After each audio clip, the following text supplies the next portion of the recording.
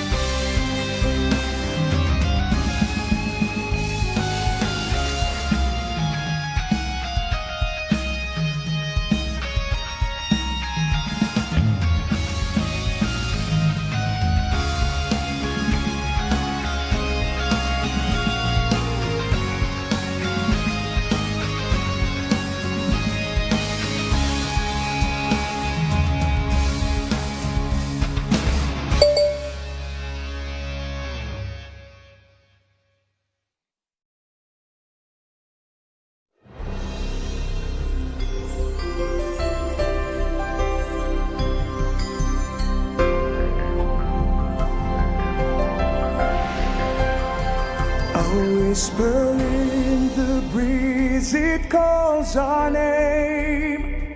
Across the seas, we are the same. Through tides that rise, through storms that wane, we sail as one beneath the sun.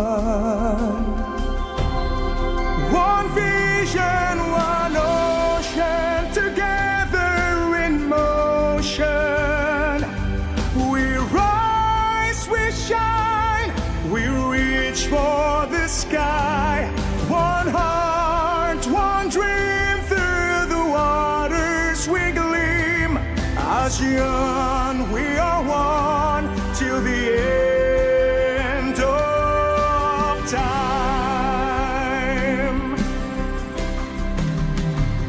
The stars above, they light our way. From golden dawns to dusky grays, we weave the threads of hope today. With every shore, we dream for more. One vision, one ocean, together in motion. We rise, we shine, we reach for the sky. One heart, one dream, through the waters we gleam. ASEAN, we are one till the end of time. One vision, one ocean, together in motion. We rise, we shine, we reach for the sky. One heart, one dream, through the waters we gleam. ASEAN, we are one till the end of time.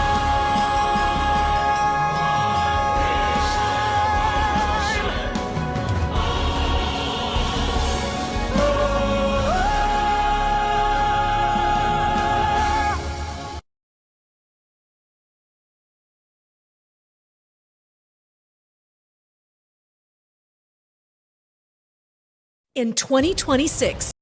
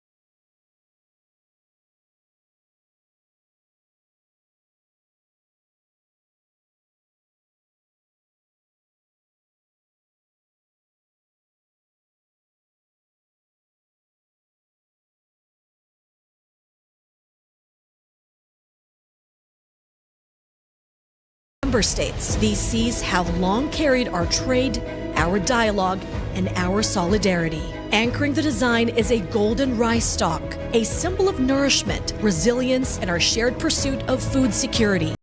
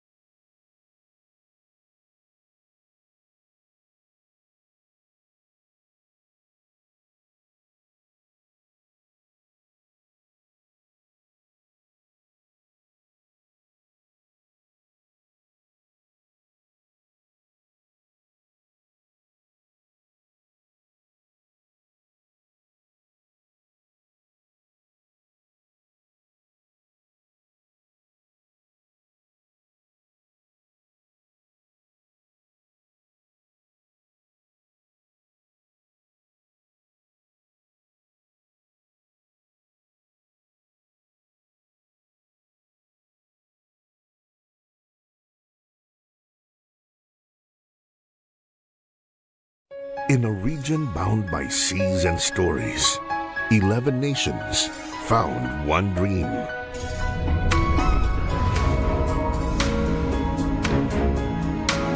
In 1967, 5 nations came together not by coincidence, but by courage. 50 years ago, the Treaty of Amity and Cooperation in Southeast Asia was born. They dreamed of a Southeast Asia that would rise above its differences, a union not of uniformity, but of shared destiny. Today, more than 50 countries have acceded to the treaty, making it one of the world's most successful peace frameworks. The Philippines, being the first to sign and ratify the treaty, helped write this story. And now we continue its next chapter. As we commemorate 50 years of the TAC in 2026, we carry the vision of navigating our future together. And in this shared story, the Philippines has always stood as a bridge, an archipelago that has hosted the world. The waves that unite our archipelagic nation also unite our region. The power of the tides charting our course together toward shared horizons. Our futures of shared oceans together, creating a wave of change much greater than its parts. We want to establish a rules-based and future-ready community. These built on the 3 pillars of ASEAN centrality. The Philippines will anchor regional stability and security through dialogue, conflict prevention and resolution, counter-terrorism and transnational crime cooperation, maritime security and defense collaboration, democracy, rule of law, and human rights.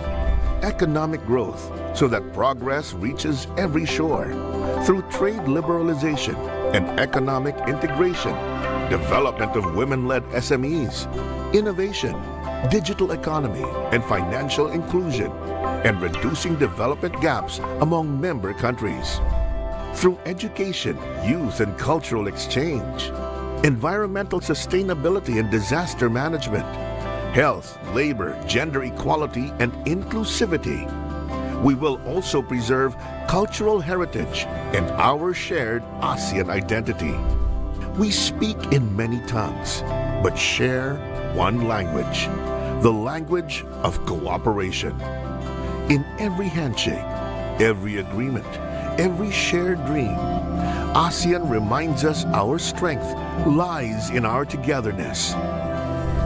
Under Philippine chairship, ASEAN will stand united in its diversity.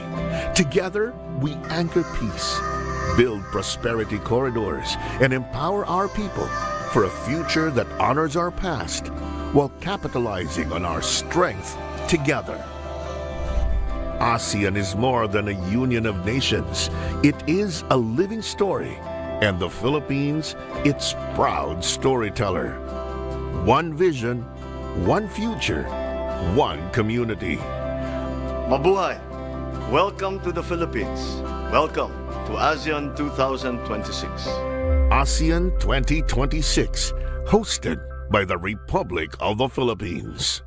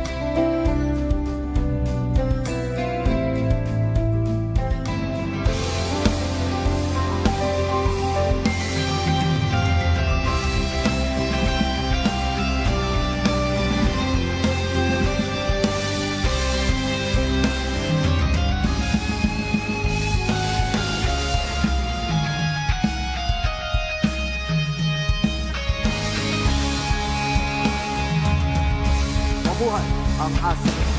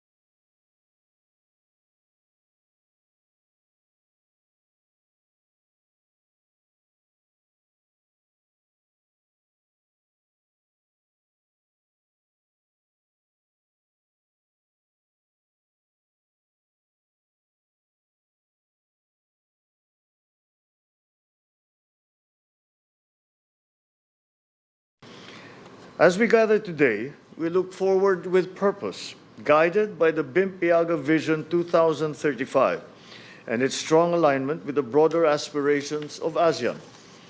This vision is not merely a roadmap for economic integration. It is a promise to our people that development will be meaningful, sustainable, and felt in their daily lives. Let this summit renew our resolve to translate vision into action and plans into lasting impact. Together, let us continue building a more connected, resilient, and prosperous Bimpiaga for present and future generations.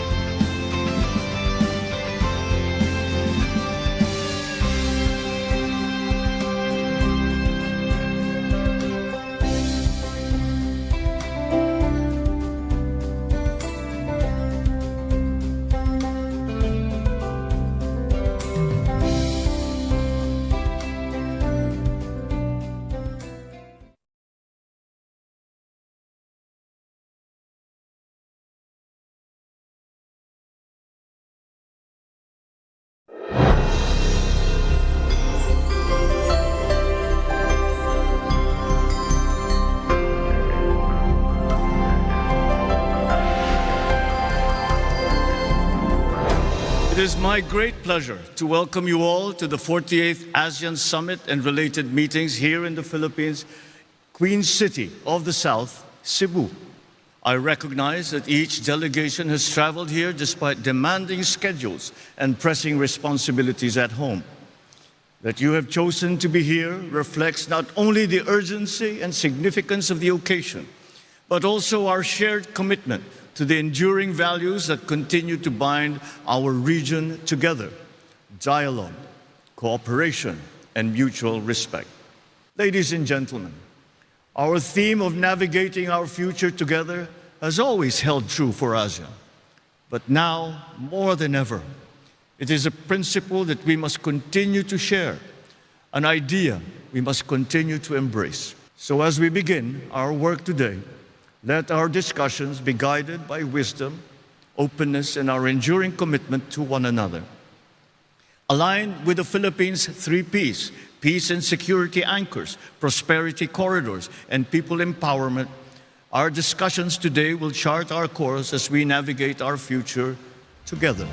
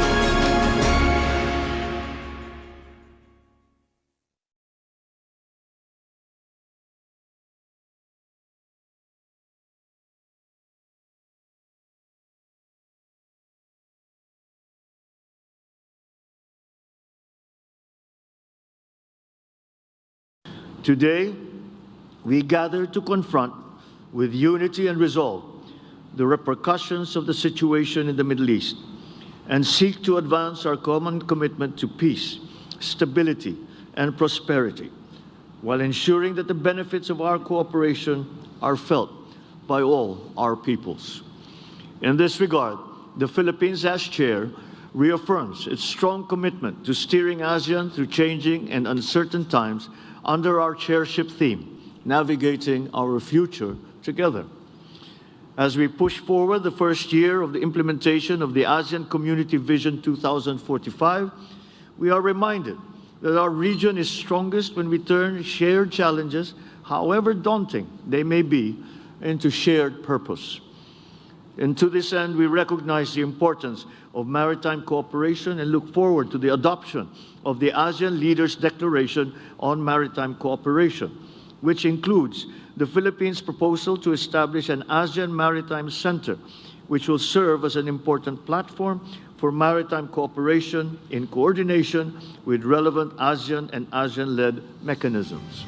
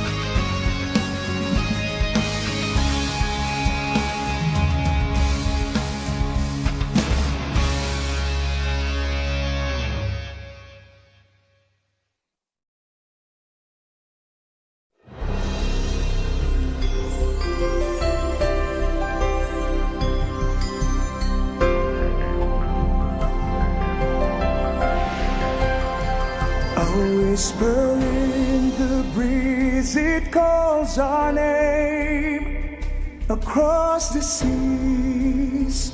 We are the same.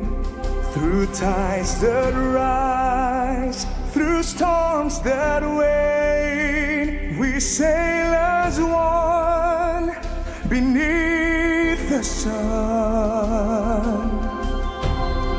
One vision, one ocean, together in motion. We rise, we shine, we reach for the sky. One heart, one dream, through the waters we gleam. ASEAN, we are one till the end of time. The stars above, they light our way from golden dawns to dusky grays. We weave the threads of hope today. With every shore, we dream for more. One vision, one ocean, together in motion. We rise, we shine, we reach for the sky. One heart, one dream, through the waters we gleam. ASEAN, we are one till the end of time. One vision, one ocean, together in motion. We rise, we shine, we reach for the sky. One heart, one dream, through the waters we gleam. ASEAN, we are one till the end of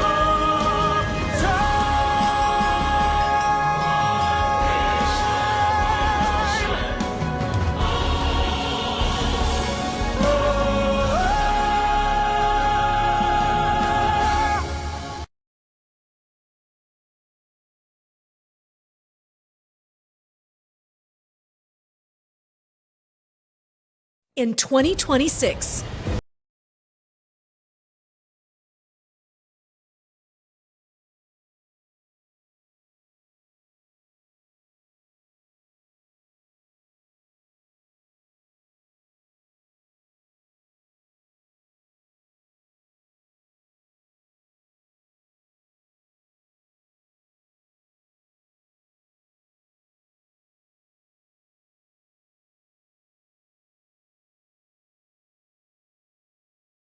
this spirit comes to life in the ASEAN 2026 logo, a symbol rooted in tradition, shaped by innovation, and inspired by the strength of a community charting a common course. At its heart is the Balangay, a pre-colonial Filipino boat reimagined here to represent the ASEAN vessel, many nations aboard one journey, navigating the currents of global transformation side by side.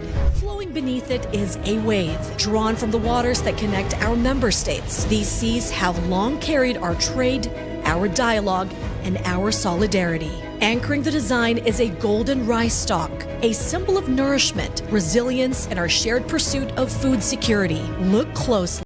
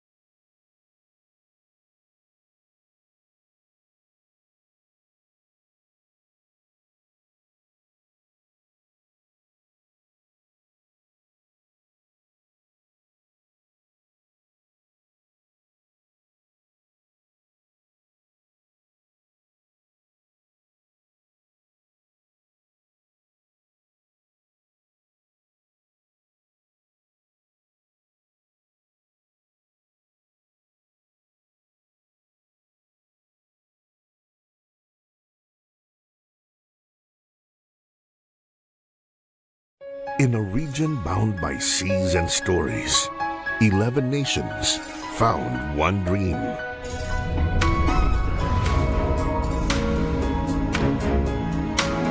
In 1967, 5 nations came together not by coincidence, but by courage.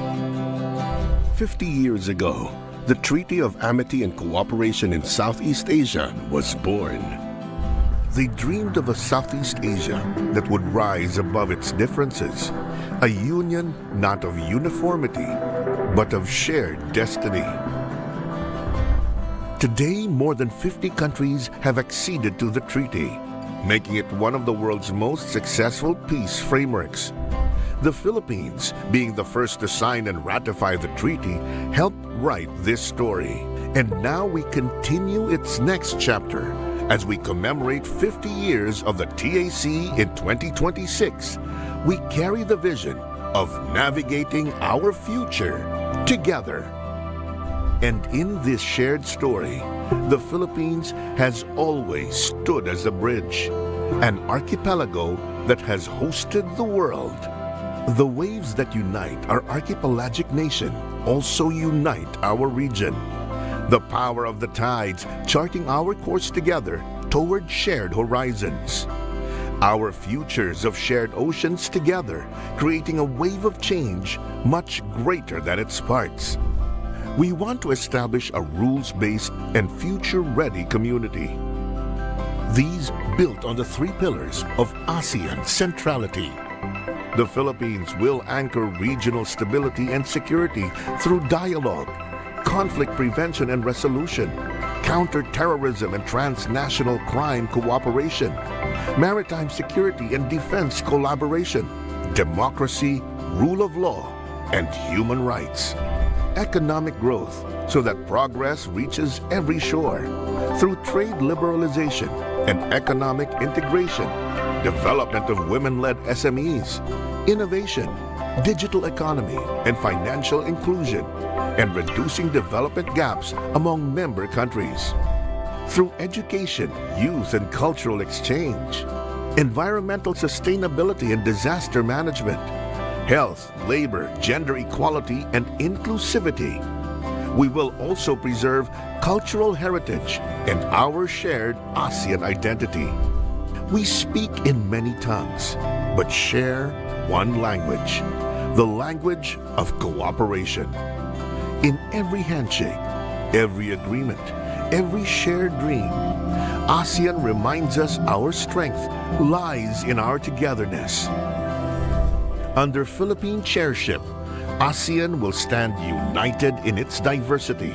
Together, we anchor peace, build prosperity corridors, and empower our people for a future that honors our past while capitalizing on our strength together. ASEAN is more than a union of nations. It is a living story, and the Philippines, its proud storyteller. One vision, one future, one community. Mabuhay! Welcome to the Philippines. Welcome to ASEAN 2026. ASEAN 2026, hosted by the Republic of the Philippines.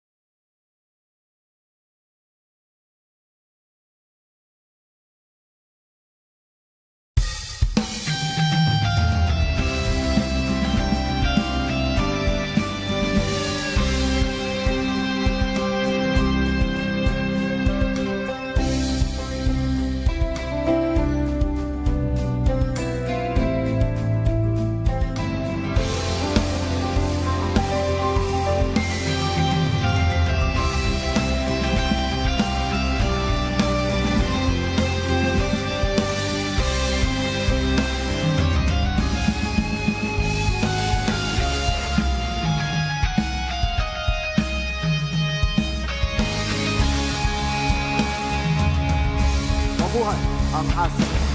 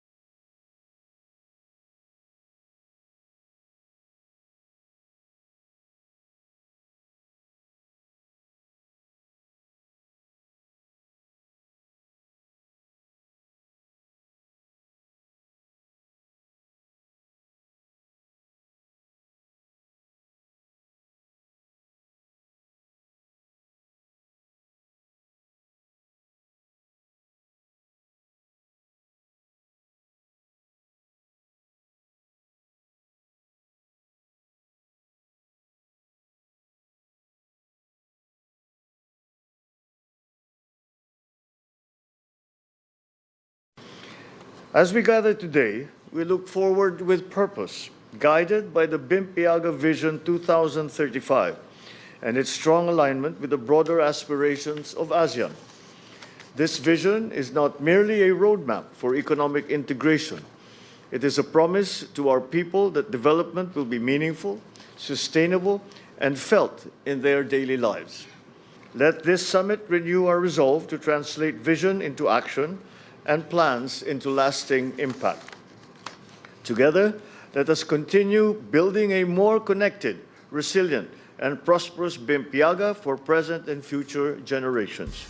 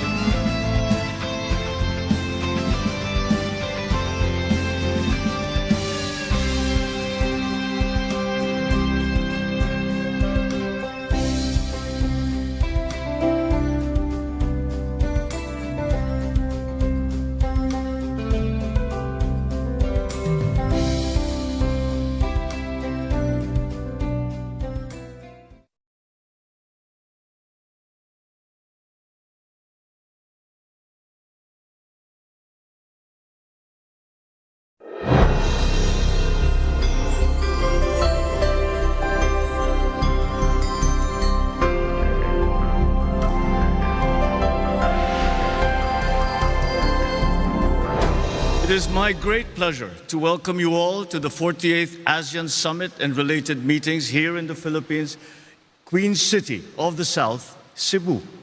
I recognize that each delegation has traveled here despite demanding schedules and pressing responsibilities at home.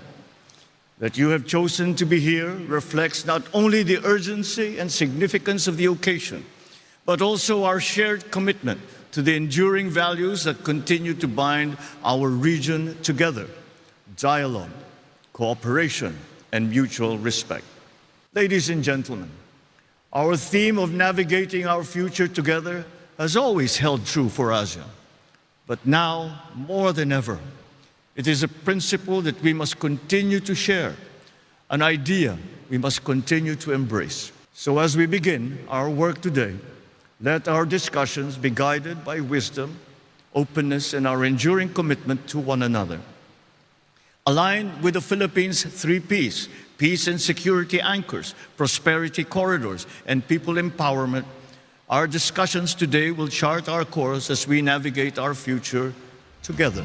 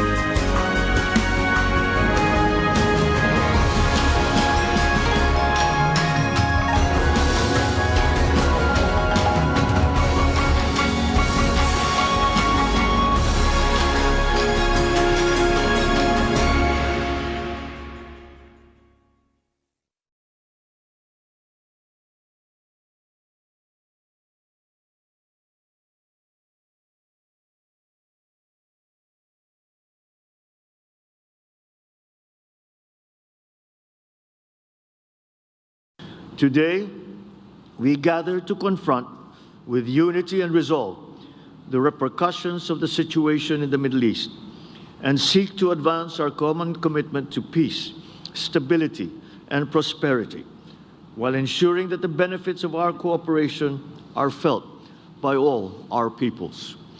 In this regard, the Philippines, as chair, reaffirms its strong commitment to steering ASEAN through changing and uncertain times under our chairship theme, navigating our future together. As we push forward the first year of the implementation of the ASEAN Community Vision 2045, we are reminded that our region is strongest when we turn shared challenges, however daunting they may be, into shared purpose. And to this end, we recognize the importance of maritime cooperation and look forward to the adoption of the ASEAN Leaders' Declaration on Maritime Cooperation, which includes the Philippines' proposal to establish an ASEAN Maritime Center, which will serve as an important platform for maritime cooperation in coordination with relevant ASEAN and ASEAN-led mechanisms.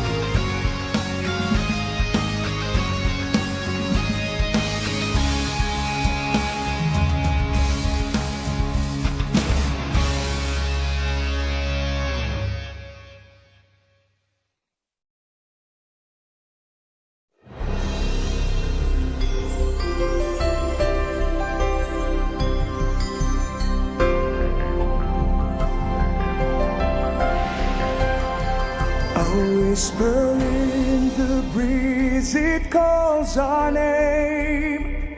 Across the seas, we are the same. Through tides that rise, through storms that wane, we sail as one beneath the sun. One vision, one ocean, together in motion. We rise, we shine, we reach for the sky. One heart, one dream, through the waters we gleam.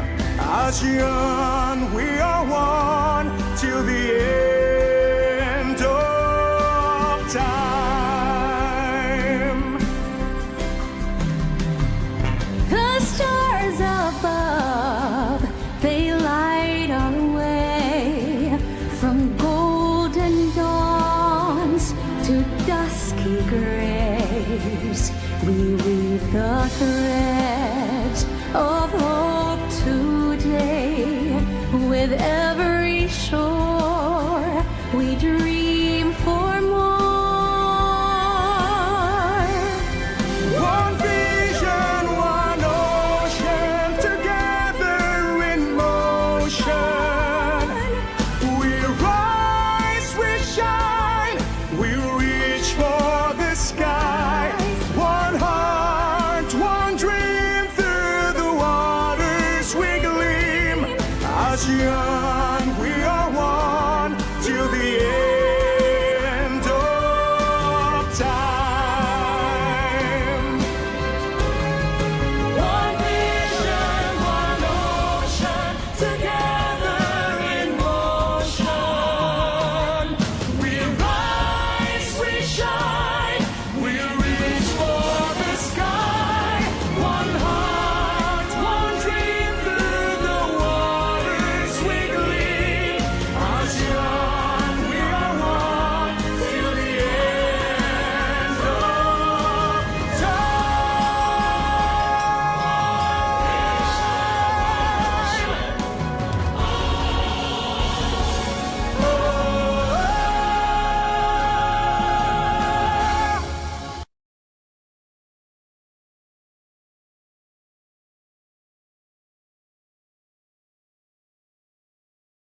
In 2026,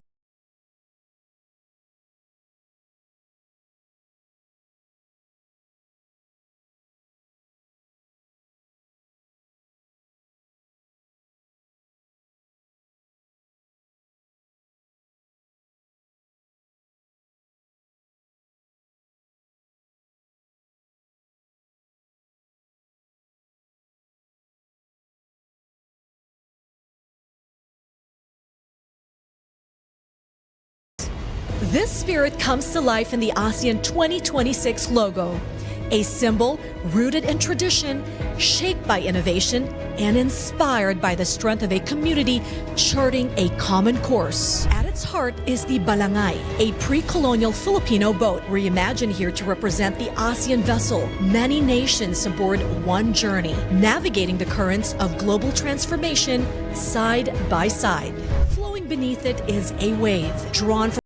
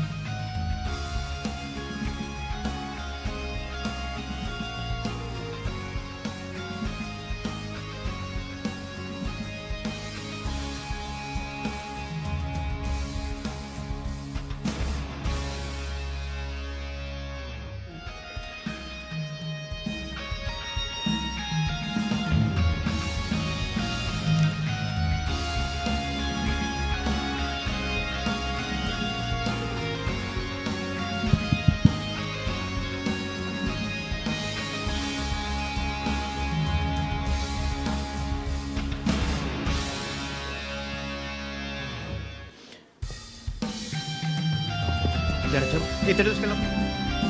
Good afternoon, ladies and gentlemen. His Excellency President Ferdinand R. Marcos Jr., the Chair of the 48th ASEAN Summit and related meetings. Mr. President. Thank you, Dave. Our PCO or Communications Officer Secretary, Dave Gomez.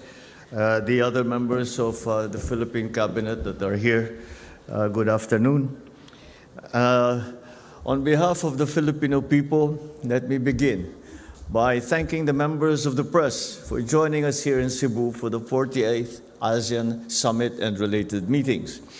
Your work of translating the outcomes of ASEAN into stories that matter to families across Southeast Asia is not merely appreciated, it is indispensable. The Philippines, as chair, considers you partners in telling the ASEAN story. That partnership carries special weight at this moment. The global landscape has rarely been more complex or more consequential.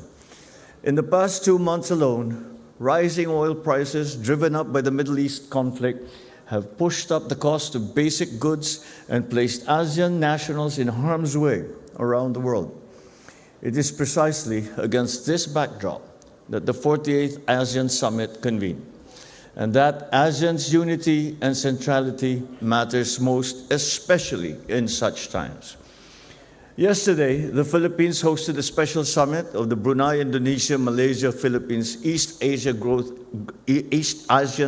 Area, or what we refer to as BIMP-IAGA. Leaders adopted the BIMP-IAGA Vision 2035, setting a 10-year agenda across connectivity, food, energy security, digital transformation, and sustainable development. We also discussed concrete fuel and food arrangements and initiatives to advance renewable energy across our sub-region. Today, ASEAN leaders convened here in Cebu for the summit proper. As chair, the Philippines advanced 3 urgent interrelated priorities.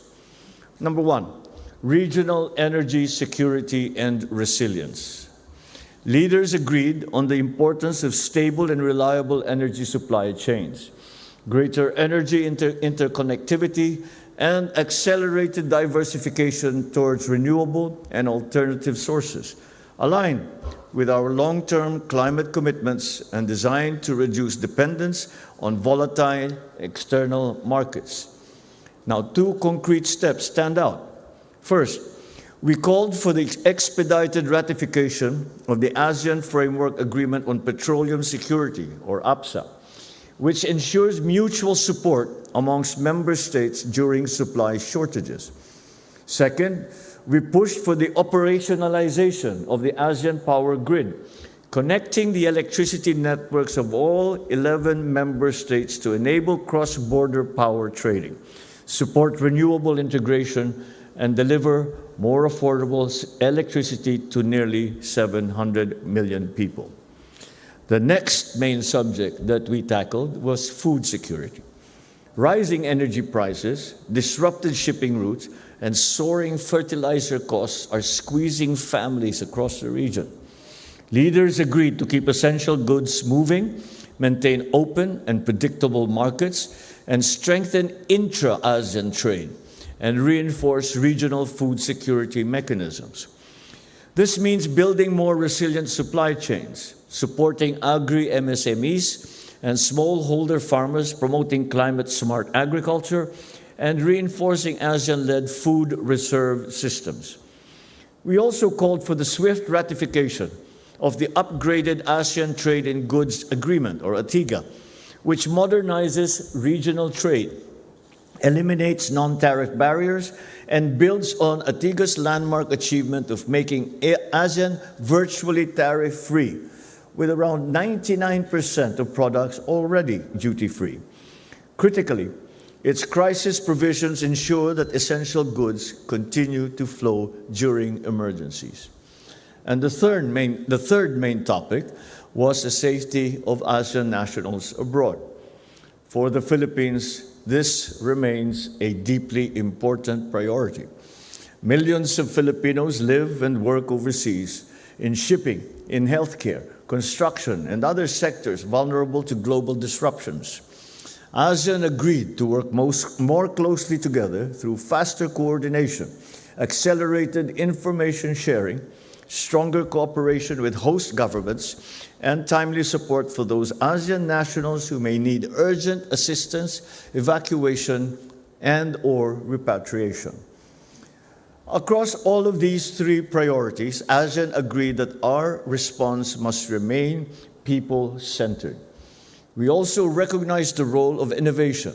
AI and digital tools can sharpen energy forecasting, food system monitoring, and special protection delivery, provided they remain anchored in human judgment, accountability, and in global standards. At the plenary session earlier today, we welcomed the support of the Asian Development Bank, President Masato Kanda, for ASEAN, including through programs in regional connectivity, capital markets, AI readiness, energy security, food security, the blue economy, social protection, and health. We look forward to enhancing our cooperation with ADB through its planned support for major ASEAN initiatives, such as the ASEAN Power Grid, ASEAN Capital Markets Initiative, AI readiness, blue economy, and resilient rivers. Similarly, we thank Economic Research Institute for ASEAN and East Asia President Tetsuya Watanabe for briefing our ASEAN foreign and economic ministers on ERIA's proposed study for a regional oil stockpile, which the Philippines strongly supports. The follow-through of this study into concrete policy recommendations will provide us another opportunity to strengthen the region's shared energy security. In view of the above, we issued the ASEAN Leaders Statement on the response to the Middle East crisis, which outlines practical measures for ASEAN's collective response on the situation and sets the foundations for a coordinated regional response to future crises. Another significant outcome was the adoption of the Cebu Protocol to amend the Charter of the Association of Southeast Asian Nations. This marks the first amendment to the Amendment Charter since 2007. It's an important milestone, not only for Timor-Leste's full integration into ASEAN, but also for ASEAN's continuing evolution as a stronger and more inclusive regional community. We also recognized the extensive work and progress across the political security, economic, and socio-cultural community pillars as we began the first year of implementation of the ASEAN Community Vision 2045, which sets the direction for ASEAN for the next 2 decades and as an epicenter of growth in the Indo-Pacific. Further, we also adopted several key documents that will reinforce cooperation in critical areas, such as, first, the ASEAN Leaders' Declaration on Maritime Cooperation, which seeks to reaffirm ASEAN's collective commitment to strengthen maritime cooperation and highlights the multidimensional nature of maritime issues. The declaration also includes the proposal for the establishment of an ASEAN Maritime Center in the Philippines. Second, the ASEAN Declaration on the Empowerment of Youth in Climate Action and Disaster Resilience. This recognizes that young people must be part of how we prepare for climate risk and disasters, as this is the future that they will inherit. And third, the ASEAN Leaders' Statement on ASEAN Convergence on Disaster Response, the ASEAN Strategic Protocol for Emergency and Comprehensive Transformation, or ASPECT framework. It bolsters regional coordination during emergencies. And just at the retreat that we just finished, we had a candid exchange of views on regional and international issues, particularly ASEAN's capacity to manage and mitigate the impacts of oil supply disruptions and price volatility, as well as the lessons learned from the recent crisis. Our discussions made clear that ASEAN should not just react to crises. We must anticipate, prepare, coordinate, and act together. We must maximize existing ASEAN-led mechanisms.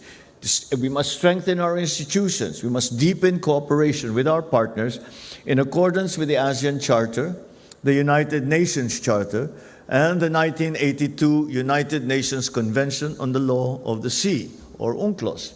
Also, the Treaty of Amity and Cooperation in Southeast Asia and the principles of international law.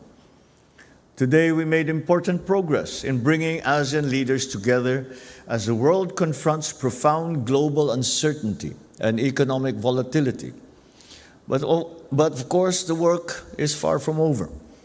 So in the days ahead, we will continue with our incessant pursuit of improving the lives of ASEAN families and chart a future that is peaceful, prosperous, and people-centered. The Philippines, as chair, extends its appreciation to all ASEAN member states for their trust, their support, and their very constructive participation. We also thank the ASEAN Secretariat, our partners, and all those who have worked tirelessly to ensure the success of the 48th ASEAN Summit and related meetings. The full chair's statement and outcome documents following the discussions during the summit will be made available through the official channels of the ASEAN 2026 Philippines Chairship, Department of Foreign Affairs, and of ASEAN. Thank you. Maraming salamat po. Now, I will open the floor to some questions. Your Excellency, Mr. President, we received questions in advance of this press conference, so we will call those who submitted the questions first, and if we have time, we'll open the floor for some more questions. So the first question will come from Wang Zheng of CCTV.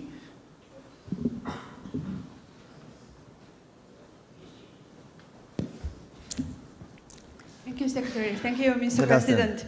Huang Zhenzhen from China Central Television. My pleasure. My question is because ongoing energy crisis challenges as of now. So how do you see the ASEAN and China can cooperate to strengthen the renewable energy area, especially like the waste to energy area? Well, we have, that is certainly one of the main pillars of what we spoke about, and that not only did we talk about the supply of fuel, the sharing the supply of fuel, or having a mechanism by which we share it. Secondly, having a reservoir that will be shared as well by ASEAN. On the first point, it is something that we already are doing. Because when the war started in the Middle East, immediately everyone was scrambling to try and make sure that we have sufficient energy supply. Of course, prices, we had very little, there's very little that we could do. But we already were in very close coordination with our ASEAN partners, and we were looking, we were discussing together where, how, what can we do to help one another.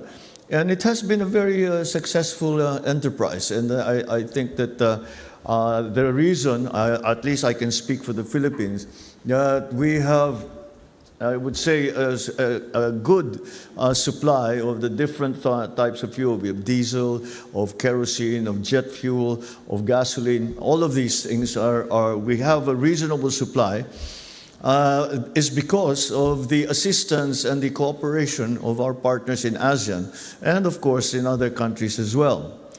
But of course, that is a short-term and immediate solution. The long-term solution is our continuing move away from fossil fuels, dependence on fossil fuels, and the development of alternative sources of renewable energy. And we talked about hydropower, wind power, solar power, even nuclear power was one of the solutions that's being spoken about. So ADB, to their credit, has been very supportive of that effort, and they have actually earmarked some funds specifically for the development of renewable energy. And it is something that certainly at least the Philippines will, and ASEAN, and I'm sure the rest of the ASEAN nations will be availing of. So yes, a very, very important part of our discussions. Thank you, Mr. President. The next question is from Yang Fang Zhu of Phoenix TV. Good afternoon, Mr. President. Good afternoon.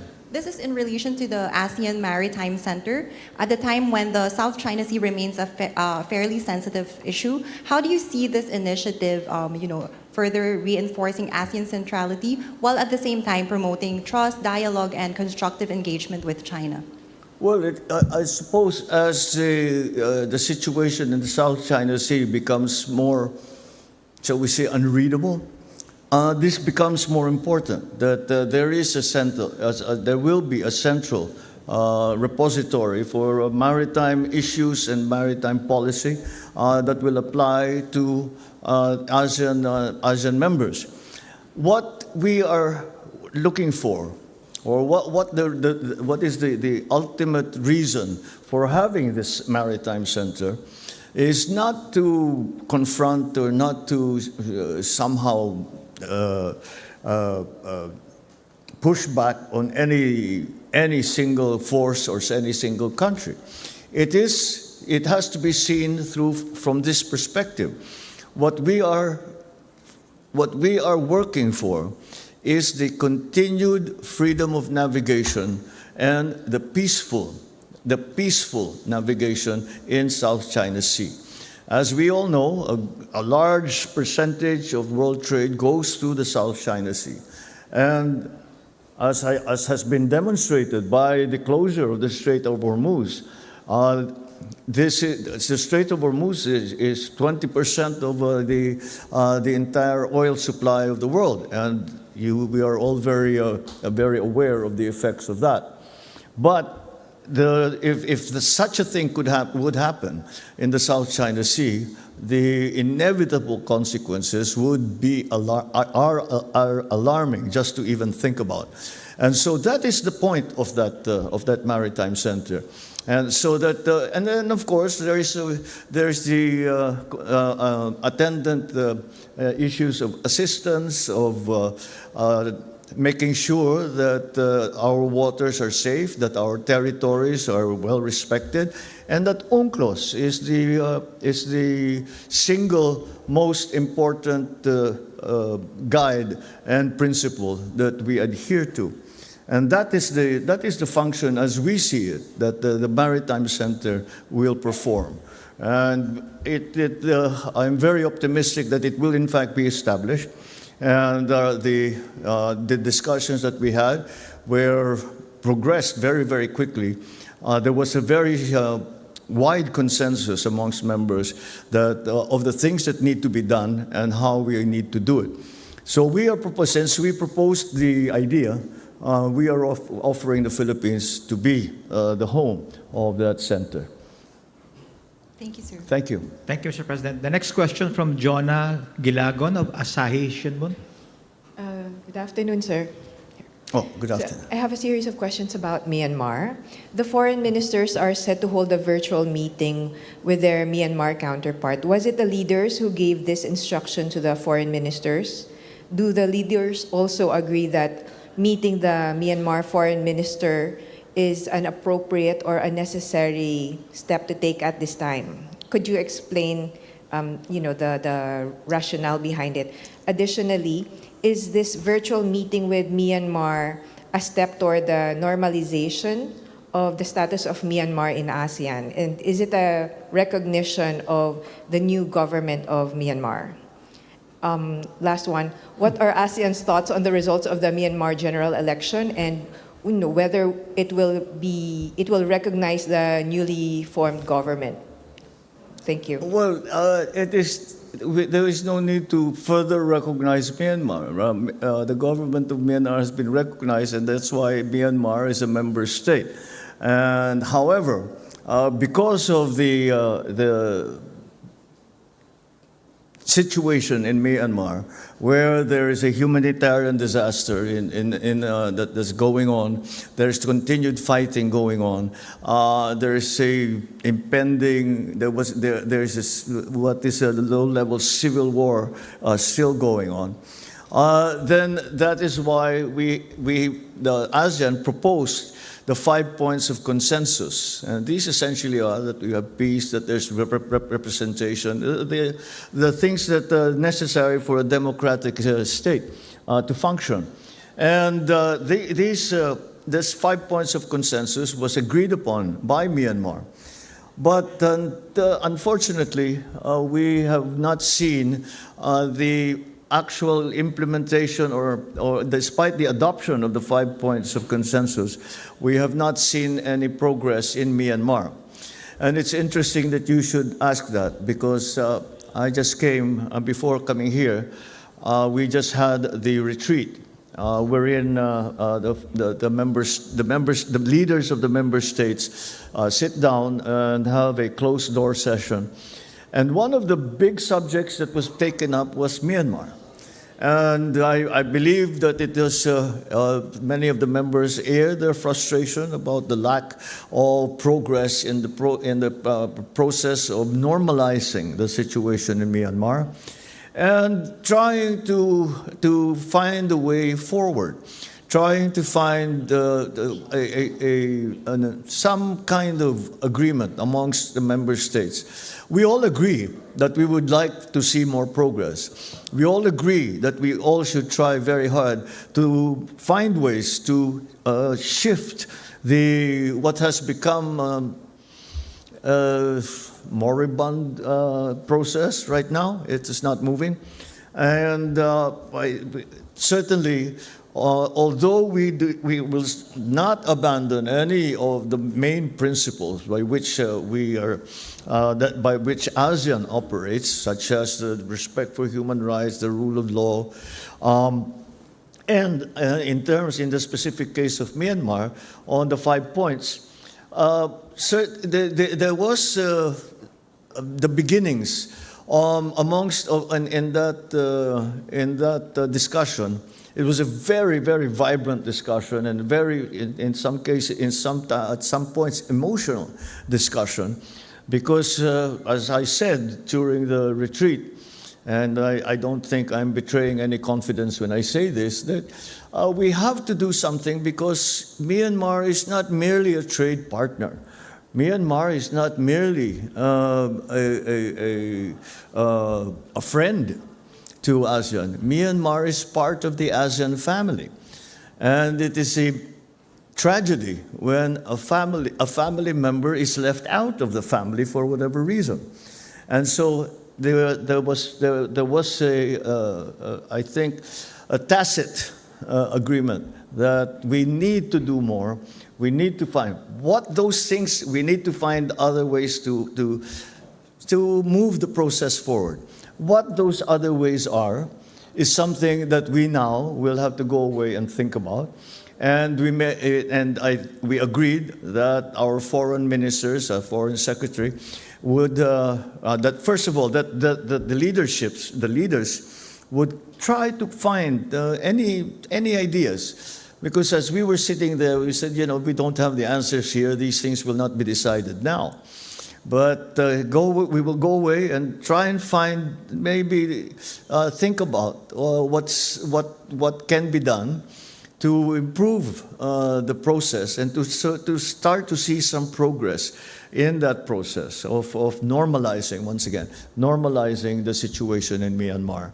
So it's still a thorny problem for which we cannot say that there are obvious solutions. But there has been a nano shift, perhaps, in the approach to the situation in Myanmar. There are no definitive answers as yet, but we are certainly going to work on it very, very hard. Thank you, Mr. President. The next question from Chad Williams at Agence France Presse. Chad? There you are. You basically pretty thoroughly answered my questions just now, Mr. President. It's pretty clear there's a divide, though, and I'm wondering what the main role the Philippines as chair can play in bridging the divide, these different opinions about how best to eventually reintegrate Myanmar. I know Thailand is pushing hard for it. They've got border issues and any other number of reasons to do so. Malaysia just yesterday said that Myanmar has not done nearly enough to earn high-level talks. So yeah, I'm just wondering what you think, especially from the Myanmar perspective, what's the baseline concession they need to be offering to get the ball rolling? Well, I suppose in a way we have asked our question, that question of ourselves, and that was I think the nub of the discussion that we had today. And that question is not that we certainly do not believe that we have not done enough, but the question was different. The question was, what more can we do? And that's how the discussion was directed. And what more can we do? Because it's not moving forward. And ASEAN has taken a position, and I think it is a correct one. And we still hope that that position will be consistent to whatever agreements we come to with Myanmar. And so it's become very, very important that there is, there certainly is some frustration within the member states that we have to find not necessarily a better way. I'm not talking about some paradigm shift where we abandon our own our principles that we have lived by. When it comes to this, we don't abandon ASEAN centrality. We do not abandon the respect for human rights. We do not abandon the humanitarian disaster, the concern for humanitarian disaster. But we can't. It is certainly frustrating for the member states that the process has not moved, or if it has moved very little, certainly not as much as we had hoped it would have by this time. So again, as my answer was to the previous question, we have all decided, because ASEAN had a very clear position, and I'm sure you're familiar with, and we have stayed with that position.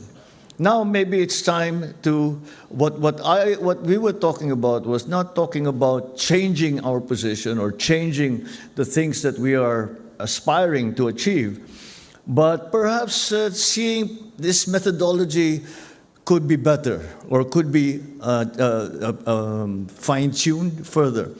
And one of the arguments that was made is that the world has turned.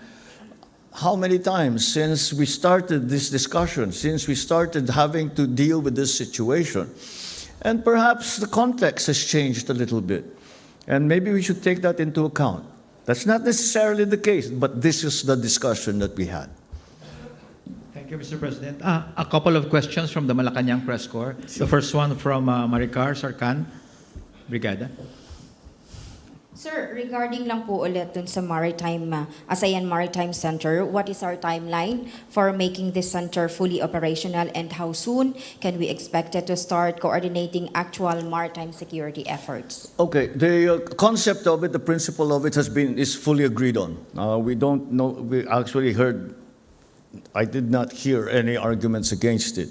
So now the job before us, before I can answer your question on what the timeline is, the job before us is to put together the framework for what is this maritime center going to look like, who will be involved, and what their involvement will be, who will fund it, where will it be, what is it supposed to do in the first place, and all of those questions have yet to be answered. But today, what we really confronted was the question, do we want to do this? Is this a good idea, do you think? And the unanimous answer was yes. So, again, this is a new concept, and that's why we still have to put the structure in place, the framework in place. We have to put the mission in place. Although that perhaps is something that we already have a fairly good idea about, but we have to get it written down in black and white.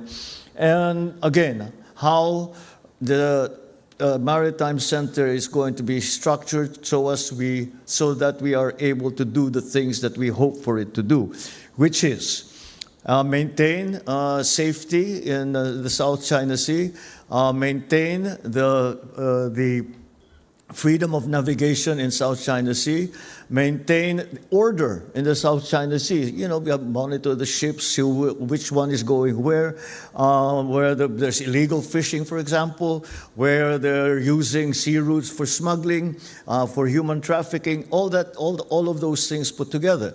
So it's going to be a big job because that's the traffic, the vessel traffic in the South China Sea is immense. And how to regulate that, how to monitor that is something that we are going to have to decide what to do. All the maritime countries around the South China Sea already do that, but they do that individually.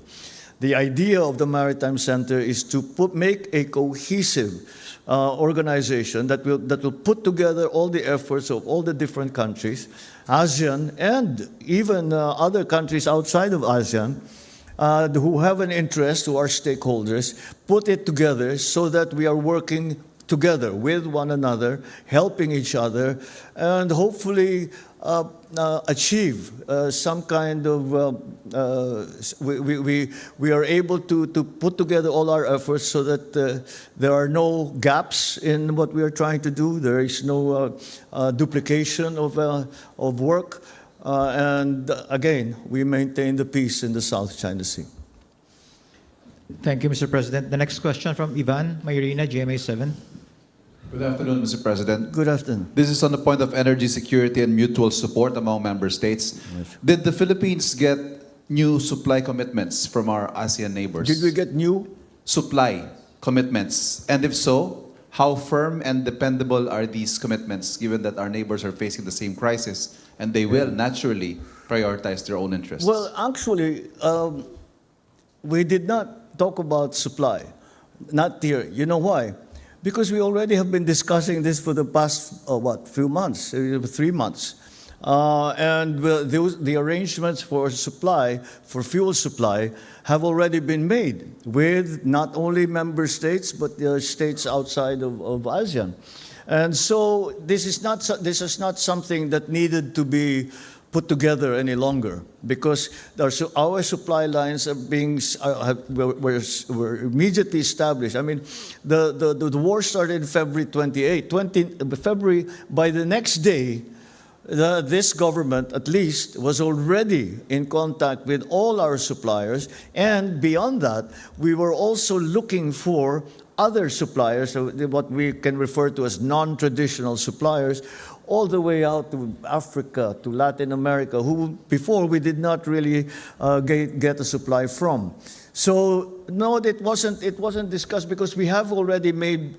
They are essentially bilateral arrangements.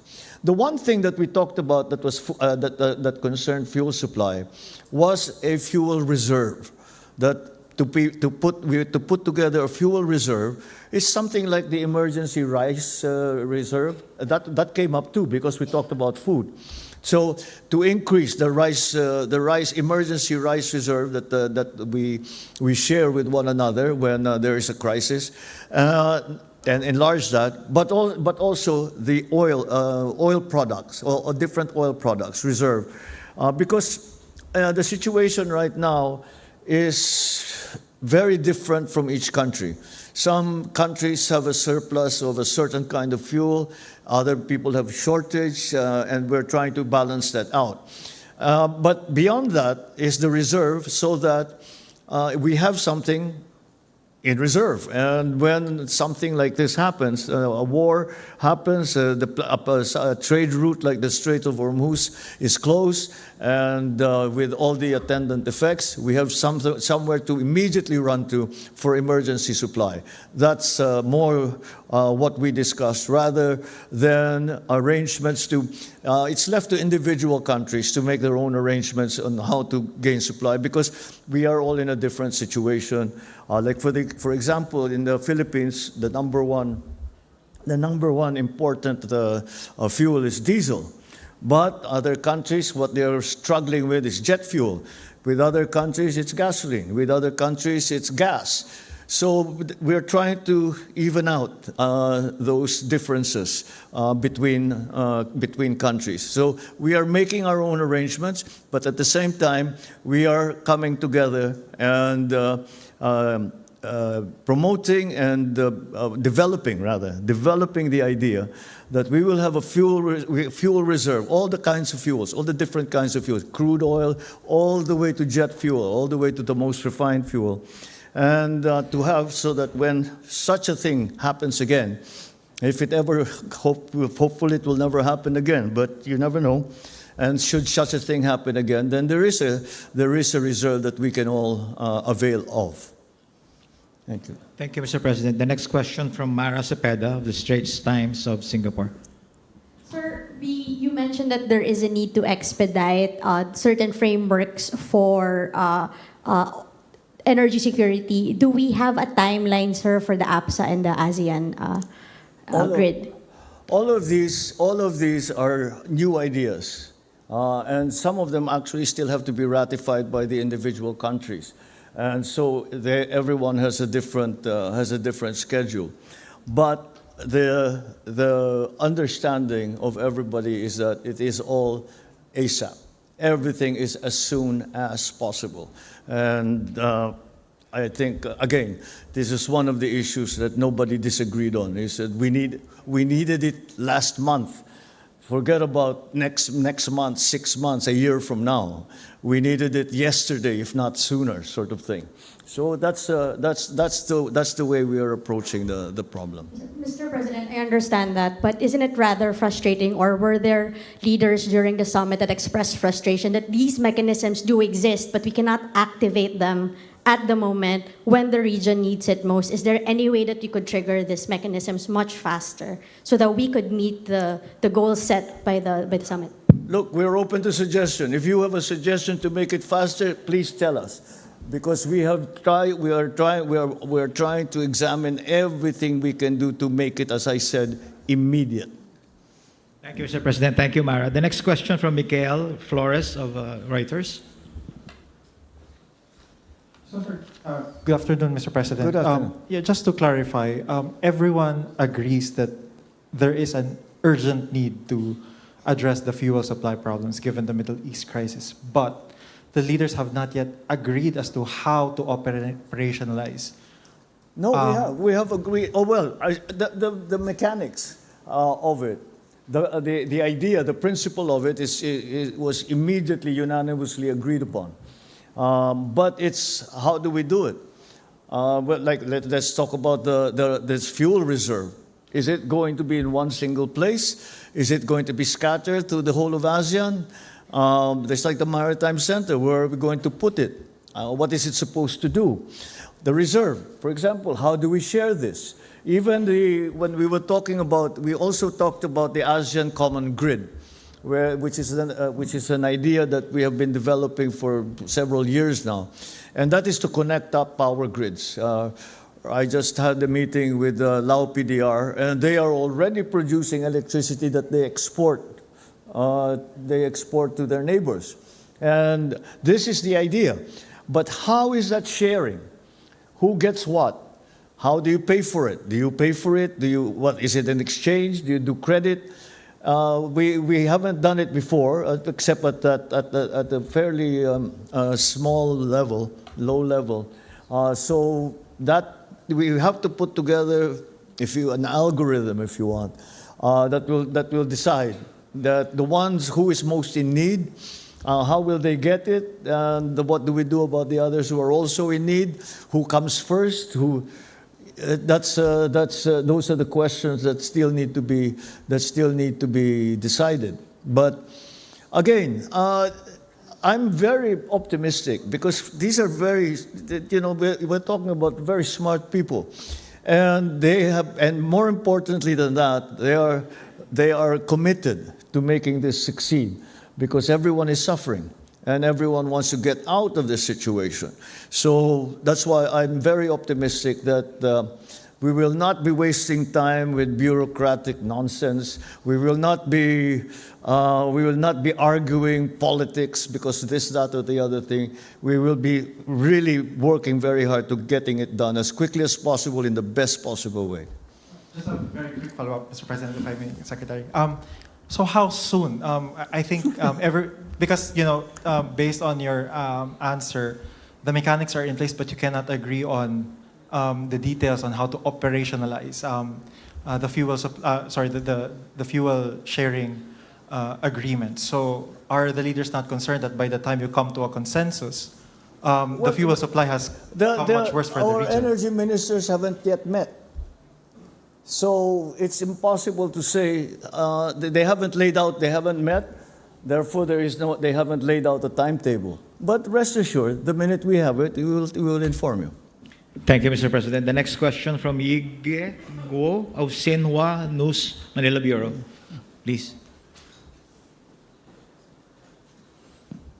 Good afternoon, Mr. President. Good afternoon. As you mentioned today, in an increasingly interconnected world, the instability can quickly affect the supply chains and the financial market and the people's daily life.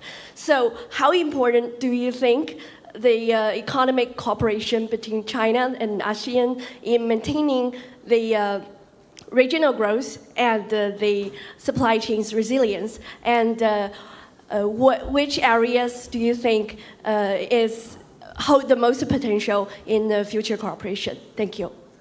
Well, the basic fundamental foundation of any of those, to get the answer to any of those questions, will come from the finalization of a COC, a code of conduct. We cannot institutionalize any of those things until the code of conduct is finalized. The code of conduct between ASEAN and the People's Republic. So that, again, that is one of our aspirations as chair of ASEAN for 2026, that we find at the end of the year that we actually have a code of conduct. Now, how optimistic or pessimistic I am, I don't want to say. It's a very difficult question. Well, for one thing, the ASEAN member states are all different, have a different approach when it comes to the People's Republic, when it comes to Beijing. So that we have to incorporate all of that into one single document, which is the Code of Conduct. So once we have that, then all those questions will be answered. Thank you, Mr. President. My apologies, ladies and gentlemen. The President, as you know, would need to go to a gala dinner tonight. So we'll be down to just 3 questions, Mr. President, if you're okay. The last 3 questions. The dinner's at 6, by the way. But no, last 3 questions. All right. So the next question will come from Kit Leong of Cannes. Yes, Kit. Good evening, Mr. President. Mr. President, earlier you mentioned that there was a nano shift seen in Myanmar. Can I get you to elaborate on that? And also, what is Myanmar's response to ASEAN's request to meet Daw Aung San Suu Kyi? And would eventual access to her shape the overall decisions ASEAN has on Myanmar? Thank you. Well, that is one of the main aspects of it. Is the status and the treatment of the lady, as she has come to be called. But in Myanmar, I wouldn't even go so far as to call it a shift.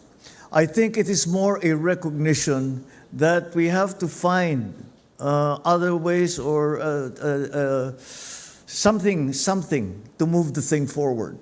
And we were talking about, I said, in negotiations, sometimes when you you move the parameters 1 millimeter, it makes all the difference. So we're still we're asking all the member states, all the leaders and their ministries, what that millimeter shift could possibly be. And I think everyone is very enthusiastic to come up with their own ideas. And that is what we ended with. We said, let's share our ideas and let our foreign ministers talk about it. And then we will see what of those ideas are actually actionable, are actually going to be effective, and we will try them. And that was the conclusion that we came to during this last retreat. Sorry, Mr. President. Sorry, just a follow-up. What about Myanmar's response to ASEAN's request to meet Daw Aung San Suu Kyi? I'm sorry, what? What is Myanmar's response to ASEAN's request for the envoy to meet Daw Aung San Suu Kyi?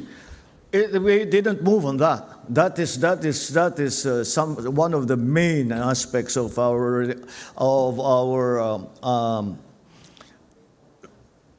negotiation, if you want to call it, with the government of Myanmar. That she be freed and that she be allowed to exercise her rights, and that if she is recognized as a leader, that she be able to function as a leader. That hasn't changed one iota. Last two questions, Mr. President, from Bader Alotaibi of Asrak News. Thanks, Mr. President. What is ASEAN calling for from the parties in the Middle East, in the conflict in the Middle East, actually? What is ASEAN calling for? Peace. Peace. It's that simple. Peace. And we have made that position very clear. We have the foreign ministers, when they met previous to this summit, already put out that document calling for all parties to cease hostilities and to take a step back, open the Strait of Hormuz, and find a way for a lasting peace. This between U.S., Israel, and Iran. So that is something that is, I think, fundamental to any discussion about the war in the Middle East. That's the first step, because we will achieve absolutely nothing until there is peace. We now are in this limbo situation where we don't know how long it's going to last. We don't know when the next encounter is going to be. Is the ceasefire on? Is it not on? Is Israel included? Is Hezbollah included? It's a very difficult situation. So again, until there is the fighting ends, until the bombings end, then it's very difficult to put together any kind of solution, if you want to call it that. That is why the call essentially is peace now. Thank you, Mr. President. Again, my apologies. That will be the last question. And that concludes our press conference this afternoon. Maraming salamat po. Thanks very much. Yes, I'm sorry to be in such a hurry, but I am, in fact, hosting the dinner tonight, so I have to play host. So thanks very much for that. Good afternoon.